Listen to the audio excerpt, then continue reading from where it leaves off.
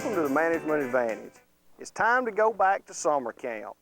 I'm sure most of y'all hadn't done that in years, and I hadn't either, but on today's show, we're going to be visiting Camp Woodie, which is sponsored by the South Carolina Waterfowl Association. We're going to take a look at what they are doing to help introduce kids into the outdoors, and we're going to go with Larry Woodward from the Santee National Wildlife Refuge, and we're going to actually take some of the kids on a wood duck banding project. They've got one of the biggest in the Southeast. We got an action-packed show for you, full of information, so y'all stay tuned. We'll be right back in a moment. Dodge presents The Management Advantage, gaining the advantage through proper land management. With your host, Chuck Sykes, who is dedicated to sound wildlife management practices and principles that will help both sportsmen and landowners get the optimum potential from their land. Sponsored by Plotmaster, BASF, the Whitetail Institute of North America, Horton Vans, Motorola, Kershaw Knives, and Easy Go.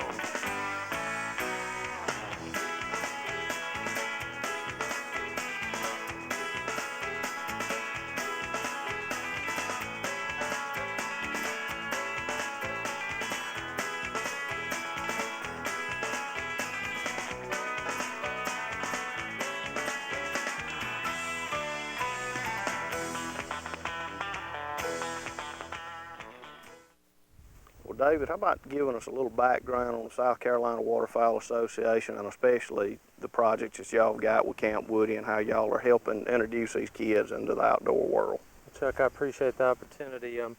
We're focusing on youth waterfowl education. Our whole mission at Camp Woodie is to pass on the legacy of our waterfowl heritage, and that's what it's all about. We got these kids out here today, they're planting Jap millet.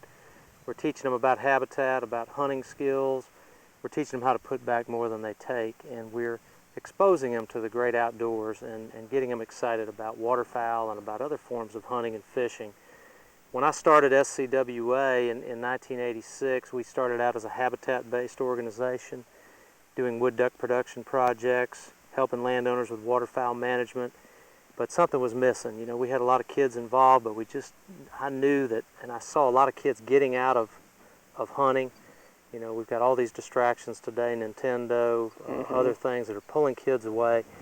And I had a dream to create this facility to add that education component that I feel is very necessary. Well, be it a kid or what I'm dealing with landowners, everybody's got the need to know that information. They want to know it, they just can't find a place to provide it. Now you are providing this location where the kids can get out of the city, get out of the house from in front of that TV and get out here and learn what goes on out here in the woods. Exactly, and we got a lot of great sponsors that are helping out, a lot of industry folks in the sporting industry.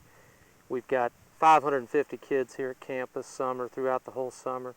Next summer we're starting a camp at Delta Waterfowl in Manitoba, and our goal is to expand Camp Woodie across the country and have a facility in every single state and every province in Canada, because you know, only 2%, less than 2% of our kids now in North America grow up on a farm. So, you know, in 1960 it was 30%, and in the 1890s it was over 90%. So a lot of people have lost touch with the land, and we've got to have more and more of these facilities to expose the great outdoors to these kids and get them started on the right foot. And you'd also be surprised at how many kids come here, they get excited about it, and maybe their dads weren't hunters, but they become hunters and they get involved. Without getting this next generation going, we're going to lose hunting as a sport. We're going to lose the management as a sport, and all of us are going to be out of a job. Exactly, and that's what it's all about. You know, the people today that spend money on wildlife are the hunters. They're the people that grew up hunting, that have an appreciation for the land, and their goal is to own a piece of land and manage it for wildlife. And we've got to have that next generation coming along. That's exactly right. That are going to fill that need. So we appreciate you coming out to give some exposure to the program. I was looking forward to it. I hadn't been to summer camp in about 20 years, so it's bringing back some old memories. Good deal. So we are looking forward to it. Now you've got a heck of a program out here. Well, I was at the Shooting Hunting Outdoor Trade Show with Brad, who's our camp director, and I can't say enough good things about him. He does a wonderful job. And while we were at the show talking to different industry sponsors, Brad in one day had no less than 8 phone calls from campers that were calling him to tell him about the hunt they've just been on, or you know, and he's got that relationship with these kids. He cares about them. 1 o'clock, Mr. Mark Ackman was supposed to come here and do some more duck calls. Then it's going to be time to become stars. We got Mr. Chuck Sykes here. He's filming some stuff. Some of y'all guys went to the refuge this morning. Banded some wood ducks. Got on camera. We're going to go back around to activities. I know everybody just got back. We're going to split up. We're going to go to activities, do archery, sports plays, walk through, duck fly, a little bit each. Anybody interested in planting some Japanese millet for some ducks? Put on your shorts and stuff just right before we go swimming. Go around and plant some millet. All right, after lunch, we're going to break down. After Mr. Mark leaves, we're going to break down. Go ahead, go back to activities, then we'll go swimming a little bit right before supper time. Kind of cool off. Everybody got it? 10-4? Oh, that's gonna hurt.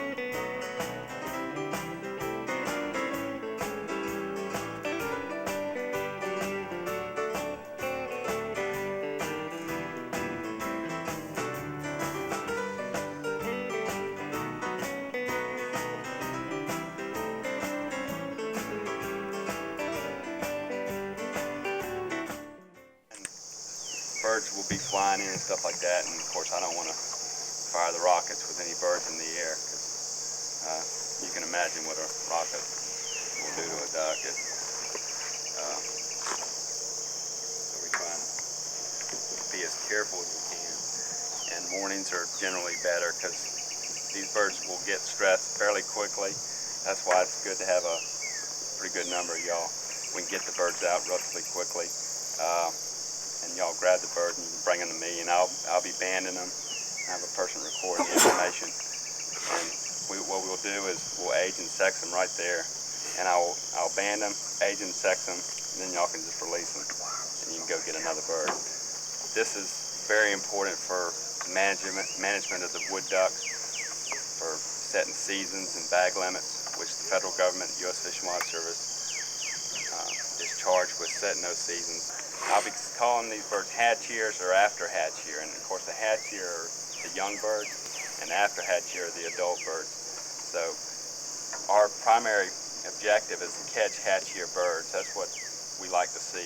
We like to key on the hatch year females, so that's our main objective, to catch as many of those as we can. And here on Santee, we catch as many or in the southeast. We're one of the top sites in the whole southeast as far as catching wood ducks. So you're as good as it gets here.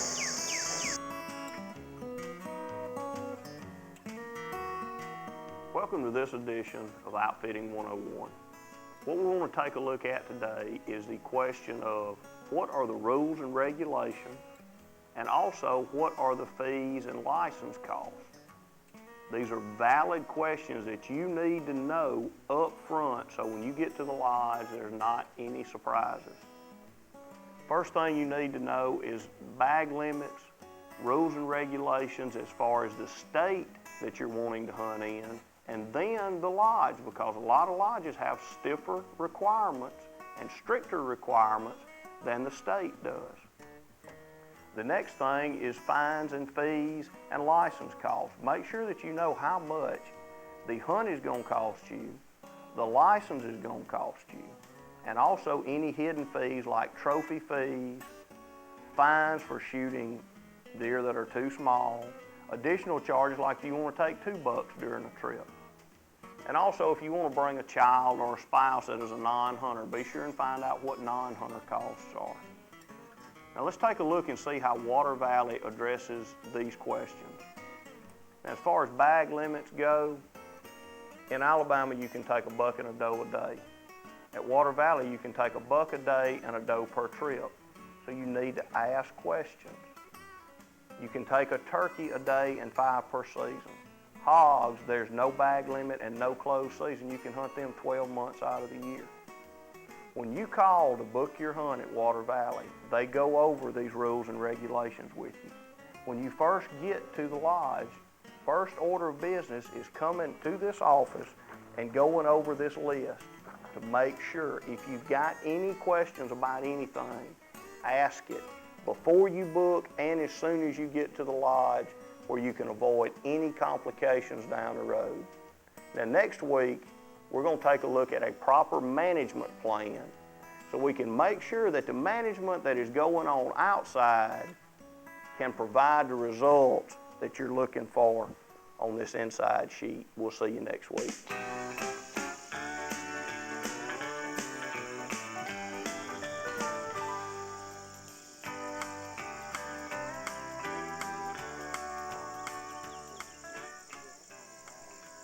Cypress tree.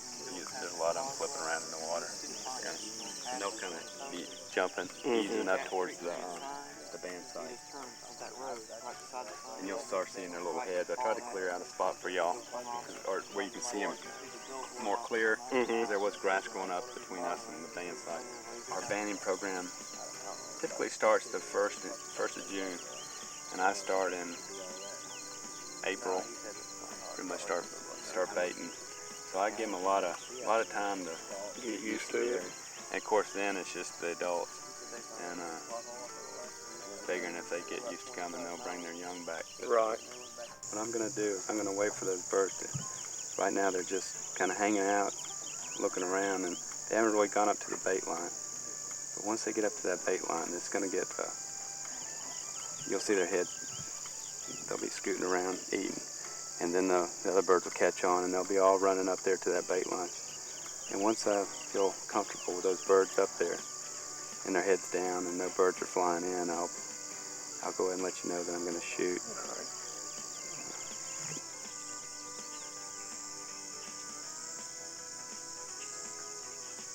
Fire in the hole.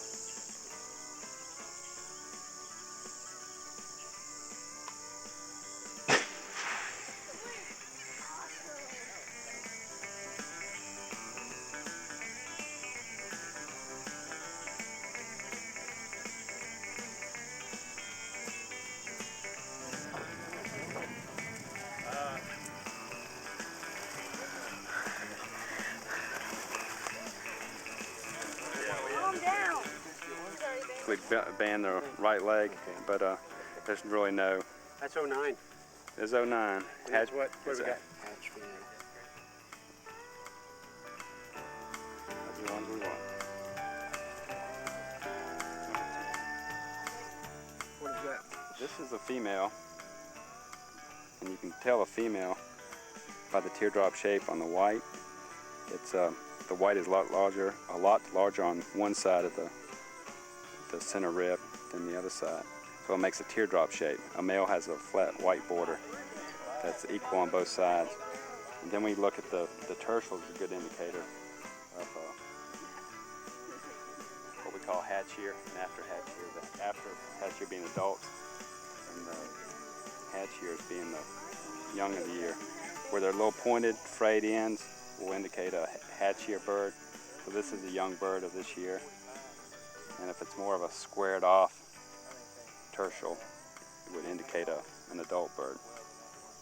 Larry, go on, send them back. Get this on the line. This right here is an after hatch year male. You can see his beak's already starting to get color. He's got the predominant red eyes. He's also got a good white throat patch, which is good keys for a male. He's also got the bars on his wings are narrow, just thin lines where the females will be more oval. This is just another Nice young male. Not a young Here you can already see he's got the red eyes and the red beak.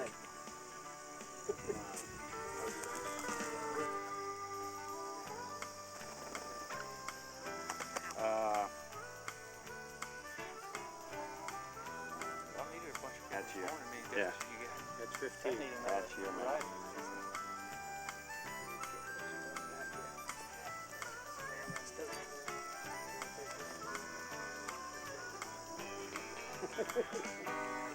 Jump on that guy.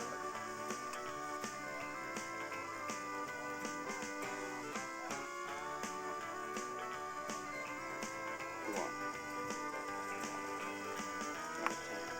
And if you grab one, it's fine if you grab one. Don't make it that kind of fun. Okay, good enough. Yeah.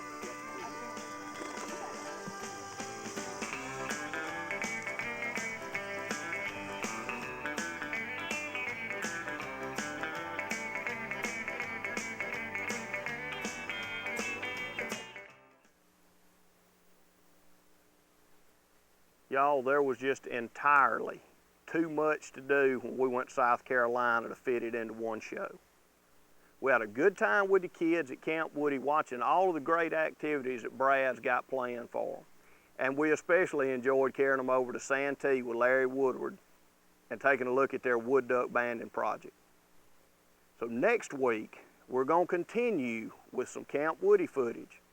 We're going to talk with David Walicki about the South Carolina Waterfowl Association's Mallard release program. Then we're going to go with Bryson McCord as we carry some of the campers through their banding program with these released mallards. And folks, we were invited to go on a duck hunt at a place that we will leave nameless, where proper management combined with this mallard release program provides some outstanding duck hunting. It's something y'all are not going to want to miss. And folks, this is just one more way that we're helping you gain the advantage through proper management. We'll see you right here next week on the Management Advantage. The Management Advantage, presented by Dodge, was brought to you by Plotmaster, BASF, the Whitetail Institute of North America, Horton Vans, Motorola, Kershaw Knives, and EasyGo.